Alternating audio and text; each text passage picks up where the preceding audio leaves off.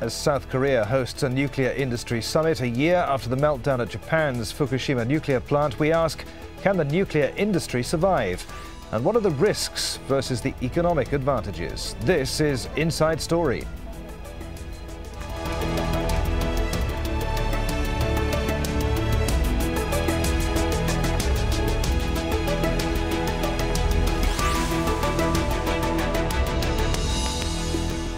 Hello, welcome to the programme. I'm Adrian Finnegan. On Friday, South Korea hosts a nuclear industry summit with more than 200 chief executives of nuclear power companies. Delegates will discuss the issue of nuclear safety following the disaster at Japan's Fukushima nuclear plant last year. And it comes just days ahead of the Seoul Nuclear Security Summit. The continuing problems at the Fukushima plant have prompted full closures of 13 reactors, including 4 units at the site itself and 8 in Germany, a number considered the highest since 1990. However, South Korea is forging ahead with its nuclear energy ambitions. By the year 2030, it wants to double domestic capacity to nearly 60% of all energy produced and to become one of the world's top 3 nuclear power exporters. But restoring faith in civil nuclear energy is still a focus, as Harry Fawcett reports from the South Korean industrial city of Changwon. It's boom time for Doosan heavy industry. The giant cylinders are made with delicate precision from some of the world's highest grade steel. And they need to be. Doosan is where South Korea builds its nuclear reactors, and the order books are full. We make the raw materials, produce the components, then put them all together. There aren't many countries that can do that. Worldwide, we produce the largest amount of this type of machinery in the last 10 years. Doosan has sold a 4-reactor plant to the United Arab Emirates. South Korea is hoping soon to add Turkey and Vietnam to its list of customers. The goal for South Korea's nuclear power industry by 2030 is twofold: to nearly double the domestic capacity to nearly 60% of the energy produced, and to become one of the world's top 3 nuclear power exporters. The ongoing nuclear disaster unfolding in neighbouring Japan has done nothing to prompt a change of course. Japan has pledged to decrease its nuclear reliance, Germany and Belgium to abandon nuclear energy altogether. It is a policy that goes against the times. We need to think about lessons from Fukushima and close down nuclear power plants and move towards more sustainable energy sources. The latest incident at the country's oldest nuclear power plant, Gori, near the city of Busan, has only added to campaigners' concerns. On the 9th of February, an inspector accidentally cut off power to a reactor for 12 minutes. It was covered up for a month, only exposed when a local official overheard a conversation in a restaurant. The government has promised a full investigation, while emphasizing the improvements to safety made since Fukushima. We've put together 50 new safety measures, such as anti-tsunami walls and hydrogen removal systems that don't need a power supply. Last year, the IAEA found our country's nuclear energy plants had similar standards to those in the United States. The government acknowledges that Japan's nuclear crisis has made South Koreans less receptive to its plans. It hopes to use the nuclear summit to reinforce its safety message at home and keep Doosan busy supplying its customers abroad. Harry Fawcett, Al Jazeera, Changwon, South Korea. Well, since the first recorded nuclear accident at Chalk River, Ontario, Canada in 1952, there have been 6 in the United States and 5 in Japan. Britain and Russia have had 3 accidents each. Apart from the Fukushima disaster, the following are the 5 most dangerous nuclear accidents.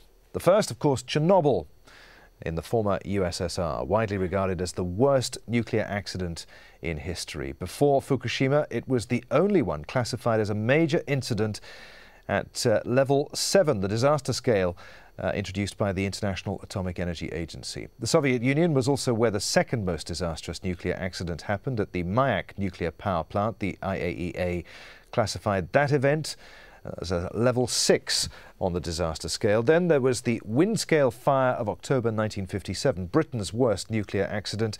The IAEA gave that a level 5 classification.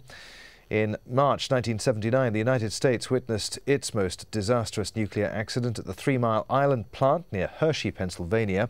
That was rated as a level 5. And finally, September 1999, Japan saw its most disastrous nuclear accident in Tokaimura, just outside Tokyo. That accident rated as a level 4 incident. So what sort of a future does the nuclear industry have? For more on this, we're joined by our guests today in Amsterdam. We're joined by Jan Beranek, head of the nuclear energy campaign for Greenpeace. Beranek was also head of the Czech Republic's Green Party and was the co-founder of the Friends of the Earth Czech Republic. From London, Paddy Regan, a professor of nuclear physics at University of Surrey. Paddy Regan runs the master's course at Surrey on radiation and environment protection. And from Doha, we're joined by Imad Khadduri, a nuclear scientist and an expert in the field in Iraq. Imad Khadduri also authored a book called Iraq's Nuclear Mirage. Gentlemen, welcome to Inside Story. Jan Beranek, given Japan's bitter experience, is South Korea wrong to place so much faith in nuclear power? Well, I believe so, because I think that after Fukushima, the whole paradigm of growing nuclear industry is basically over.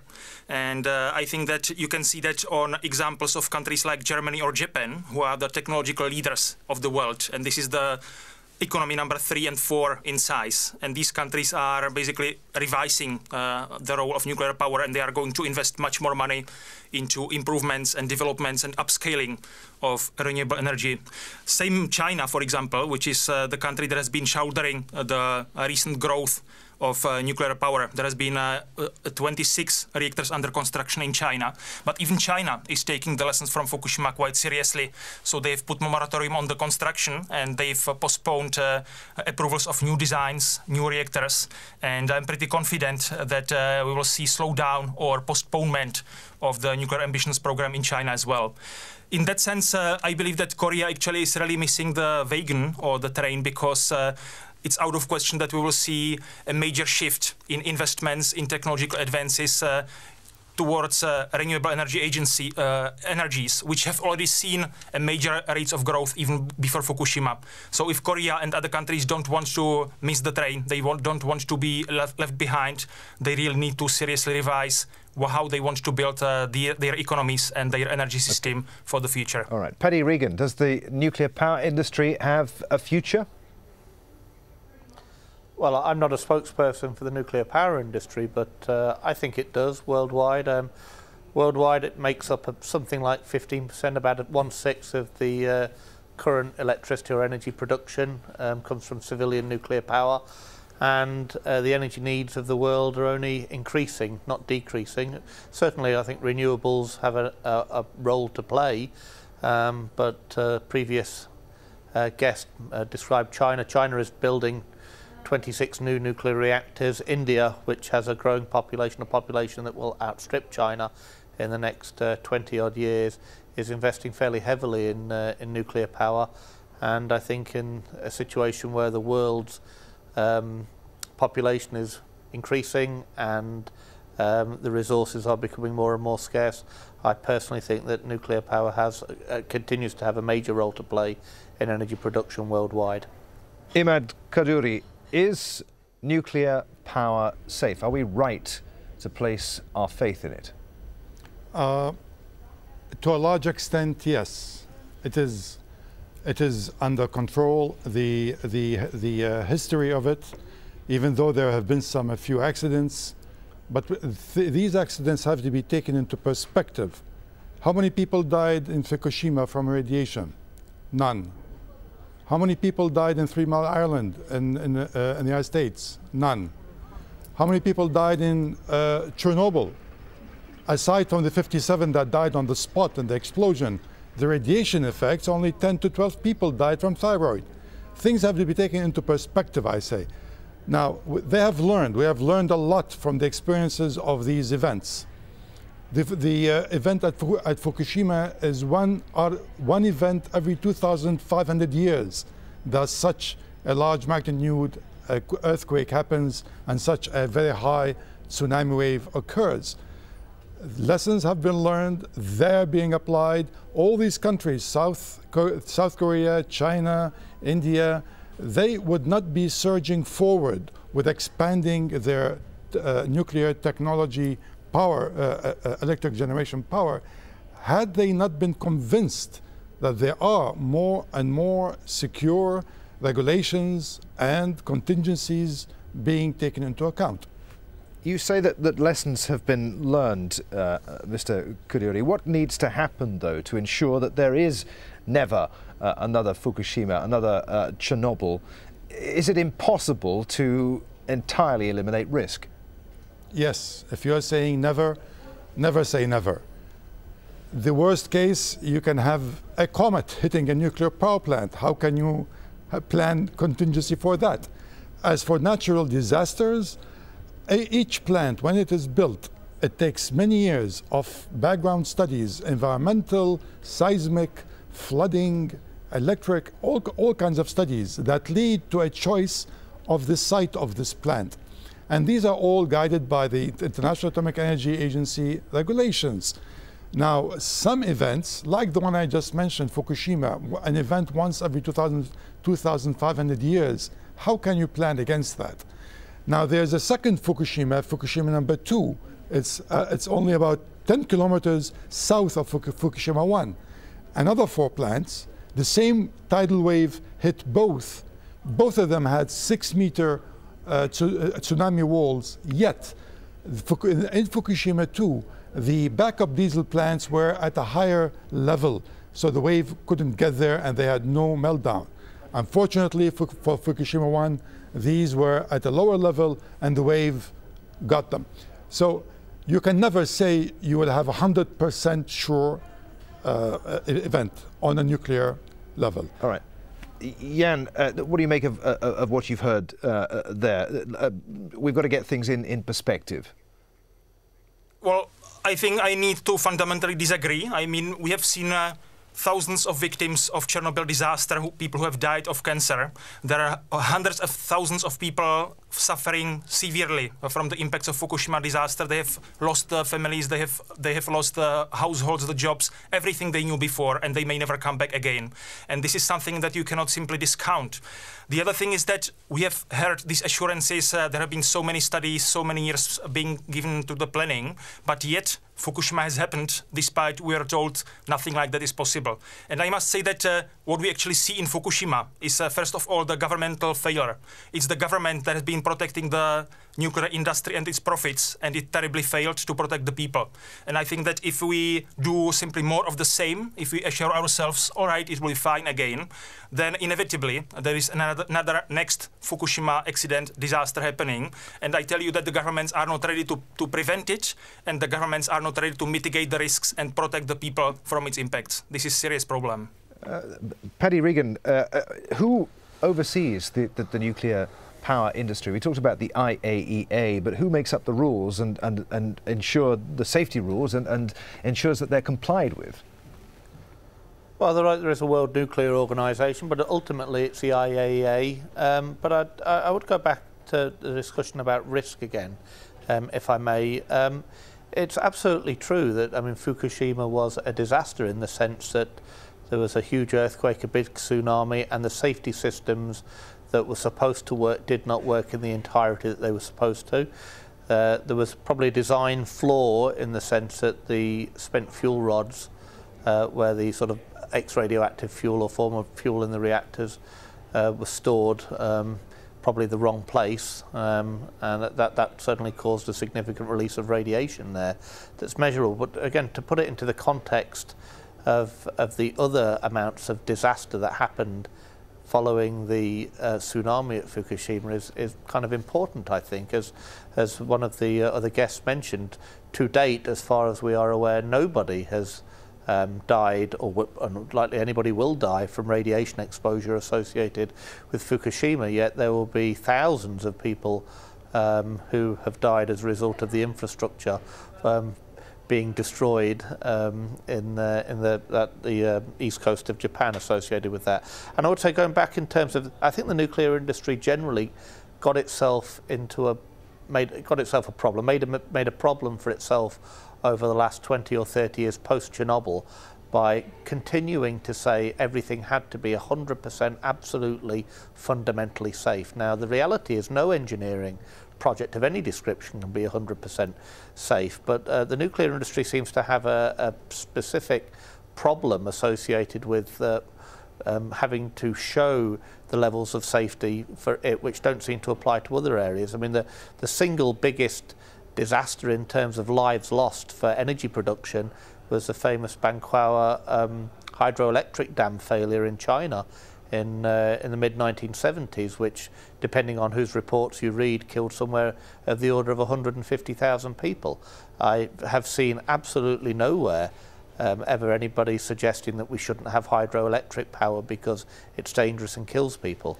Okay. So the nuclear industry still has a PR issue associated with that. The number of people who've actually died as a result of nuclear accidents is minuscule compared to the number of, for example, Chinese coal miners who die every year. Okay, I just want to broaden the conversation out just a moment by examining why some countries have pledged to decrease their reliance on nuclear energy while other governments' pursuit of nuclear power is increasing. Let's take a look at some examples of countries who are giving up on nuclear energy. Germany, of course, the only country that's really decreased the use of nuclear permanently by shutting down 8 of its reactors.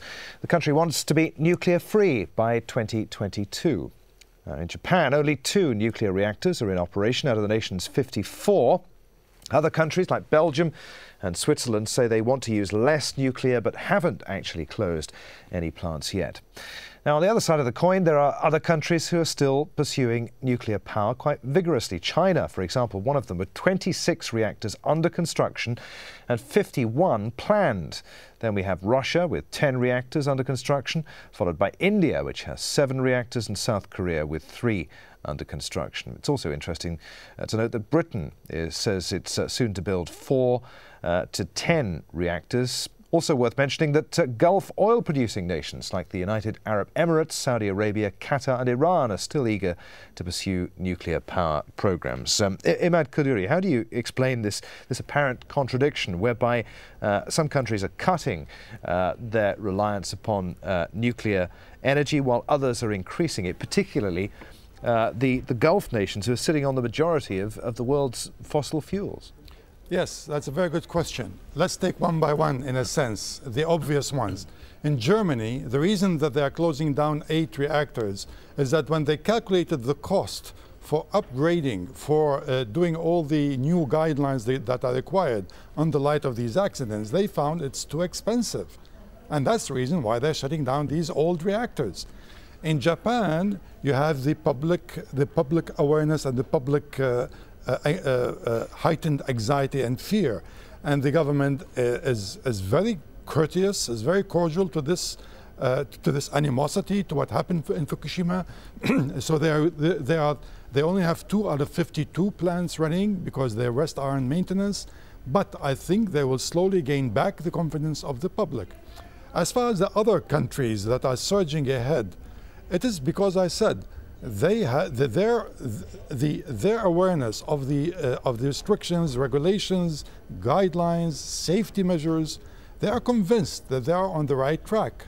As my gentleman from the UK said, it's not 100%, but it's very, very close to 99%, I would say. As far as for the Arab, for the UAE, they already got from South Korea 4 plants, each 1,600 megawatts. The first one will start operating in 5 years, and they are on the Arab Gulf between Abu Dhabi and between Doha. Now, these countries, although they are rich in oil and gas, they can foresee that within 10, 20, 30 years, it is much more economical first to sell this than to burn it. And nuclear energy is more economical for them. Secondly, their areas are not prone to these huge I'm sorry to interrupt you. We're rapidly running out of time here. Jan, I'll give you a chance to respond in just a moment. But first, Paddy, in London, in terms of energy security and climate change, can the planet afford to do without nuclear power? Well, I mean, a professor of nuclear physics will say we can't afford to do with it. I absolutely think that, it's proven technology in the sense that the discovery of nuclear fission came in 1938 in Germany, actually, and then within 15 years, or almost 20 years, we had absolutely functioning nuclear reactors that put significant power into the UK grid. First of all, at Calder Hall here in the UK. Currently, they make up 15% of the world's world's electricity generation. And sadly, or correctly, as with all engineering problems and issues, you learn from your mistakes. The nuclear industry is getting safer. The designs of Generation 3 and future Generation 4 reactors will be inherently safer than the older boiling water reactors, such as the one that arguably failed at Fukushima. And I think my personal view is we need the power. The population of the Earth is not getting smaller. The energy resources are only increasing. And it's high-tech science and engineering to make nuclear reactors, and high-level, high-tech science and engineering societies want to be involved in making those. All right, Jan, I know you want to respond. Do alternative energy sources have the potential to supply all of the world's energy demands if there is no nuclear power, a need that's only going to increase as global growth continues? They absolutely can do it, and I really believe that there is no future for nuclear power, because it's not only inherently unsafe, but it's also very fragile. If you look at the recent dynamics, which happened even before Fukushima on the renewable energy side of the world, in 2011, there was 80,000 megawatts of new wind and new solar installed. Now, this is amount of electricity that can be generated even if you account for less intensive usage of the installed capacity as about 18 or 20 reactors. So you can see actually that the renewable energy is already so big that it can replace dozens of reactors a year. And I would like to come back to the example of China, which has been mentioned, which really actually is the only country in the world that has significant nuclear expansion program. But yet China plans at the same time to build by 2020 6 times bigger capacity on renewable energy than on its nuclear side, which again shows that nuclear power actually is really losing the tide. And as the economist argued last week, it is a dream that failed. Okay, we're almost out of time. Paddy, I saw you shaking your head there. Well, I think renewables play a part, but I think that certainly the numbers I have seen in the past, the amount of energy that you get out of renewables compared to the energy you put in, compared to what you get out of nuclear power, makes nuclear power a very efficient way of getting energy. We have particularly if we have multiple use cycles, we have long terms of potential power supplies from nuclear power, and I think from a world point of view it's a resource that we should use. Imad Khadduri, I have a feeling yours is going to be the last answer here. We talked about nuclear fusion, or at least Paddy did a moment or two ago. Will there ever be a clean, safe, a completely safe form of nuclear energy? What does nuclear fission hold in prospect? That's a good question. They have been working on this issue for 30 years now, on nuclear fusion and not fission, fusion. But there are immense scientific problems on dealing with that technical issue. But I would like to bring out an exemplary state, Sweden. 50% of their power is hydroelectric, and 40% is nuclear, and the 10% is the rest, the oil and the gas for the cars and so on. This is because they are lucky, because Sweden is lucky with all the water resources they have. This is not the case for all the rest of the world with these natural resources. So this is a good example, actually, of what we should be heading if we can manage the technology obstacles of using renewable energy. All right, we're going to have to end it there, gentlemen. We are out of time for this edition of Inside Story. Thank you very much indeed for being with us, all of you. Jan Beranek, Paddy Regan and Imad Khadduri. Thank you. And as always, thank you very much indeed for being with us for this edition of Inside Story. Send us your feedback. As always, you can email your thoughts to us at insidestory@aljazeera.net. Thanks for watching. In Doha, I'm Adrian Finnegan. I'll see you again. Bye for now.